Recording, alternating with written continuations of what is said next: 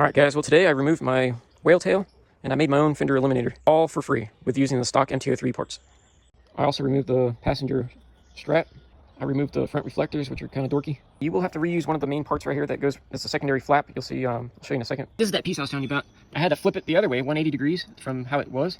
And then this piece, I just reused it. I just drilled 2 holes into it for the license plate. This one and then that one. And then I just lined it up, made it even.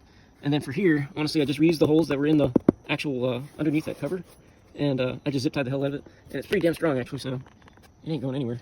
So in order to remove the whale tail, it's going to be held in by 4 nuts. I think it's this hole, that hole, and there's another one right there.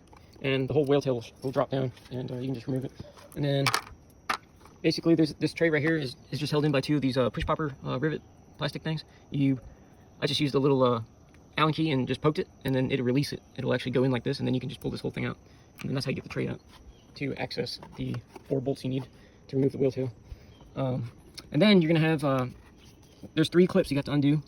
This one, there's 3 cables that you need to unplug and then pull them out through the hole. I think it's that hole right there.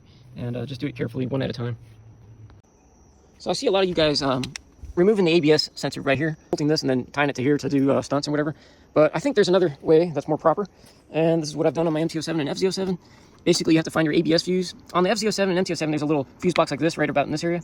And you pop it open. And what you want to do on the FZ07 and MT07 is look for the 30 amp fuse that says ABS on it, ABS motor. But in this bike here, it's in this rubber boot thing right here. It's this cable right here. You pull this thing out, it just slides in. I'll show you my little secret right there. ABS motor, 30 amp. So I'm gonna pull it and I'll let you guys know if it works or not for the MT03.